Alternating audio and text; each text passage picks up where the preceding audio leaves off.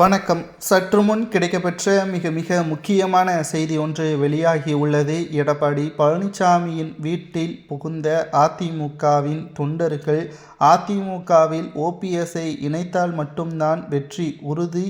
ஏனென்றால் அதிமுகவை உருவாக்கியவர் நீங்கள் கிடையாது. அதிமுக என்பது தொண்டர்களுக்காக எம்ஜிஆர் அவர்கள் முழு சுதந்திரத்தையும் கொடுத்தவர். எம்ஜிஆர் அவர்கள் அதிமுகவின் சட்ட திட்டங்களை உங்களால் எப்படி மாற்ற முடிந்தது?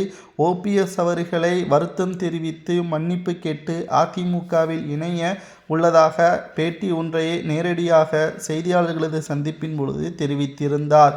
ஆனாலும் கூட ஒருபோதும் அதிமுகவில் ஓபிஎஸ் அவர்கள் இணைக்க முடியாது, பொதுக்குழுவில் எடுக்கப்பட்ட தீர்மானம் என்று நீங்கள் அறிவித்தீர்கள். பொதுக்குழு என்பது உங்களது கையாளை வைத்து உருவாக்கப்பட்டது கிடையாது. தொண்டர்களிடம் ஏதேனும் தகவல்களை கேட்டீர்களா?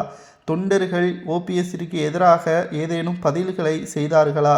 எதுவுமே செய்யாமல் உங்களது தனிப்பட்ட வெறுப்புகளை வைத்துக்கொண்டு அவரை ஓரம் கட்டுவது சரி கிடையாது.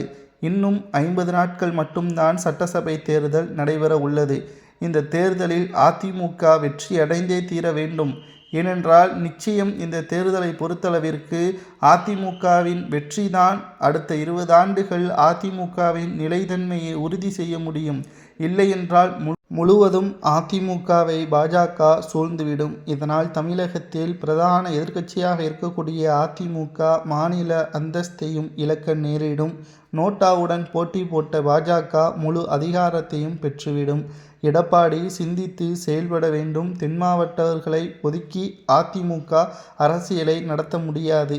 தென் மாவட்ட சமுதாய மக்களின் ஆதரவு இல்லாமல் யாரும் வெற்றியடைய முடியாது. ஓபிஎஸ் அவர்கள் இதைத்தான் பல முறை கூறியுள்ளார். தென் மாவட்டங்களில் ஓபிஎஸ்ஸிற்கு இருக்கக்கூடிய ஆதரவுகளும் செல்வாக்குகளும் அதிமுக பல தொகுதிகளில் பெரும் வாக்கு வித்தியாசத்தில் வெற்றியடையக்கூடிய ஒரு நம்பகத்தன்மையை உருவாக்கும். இதனால் நிச்சயம் எடப்பாடி முதல்வராக வேண்டாம் என்று அவர் ஒன்றும் தடுக்கவில்லை. நன்றாக யோசித்து முடிவுகளை எடுக்க வேண்டும். இல்லையென்றால் தோல்வி மட்டும்தான் எடப்பாடி பழனிசாமிற்கு சொந்தமாக மாறும். அதை யாராலும் தடுக்க முடியாது.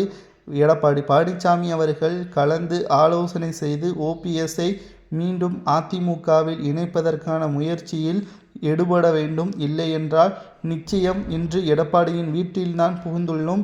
நாளை எடப்பாடி செய்த அனைத்து தகவல்களையும், அவர் ஊழல் குற்றச்சாட்டுகளையும், அவர் என்னென்ன வழக்கில் இதற்கு முன்னால் பதிவு செய்யப்பட்டதோ அனைத்தும் வெட்ட வெளிச்சத்தில் வெளியிடப்படும் என்பதையும் தொண்டர்கள் தற்பொழுது பரபரப்பான தகவல்களை வெளியிட்டுள்ளனர்.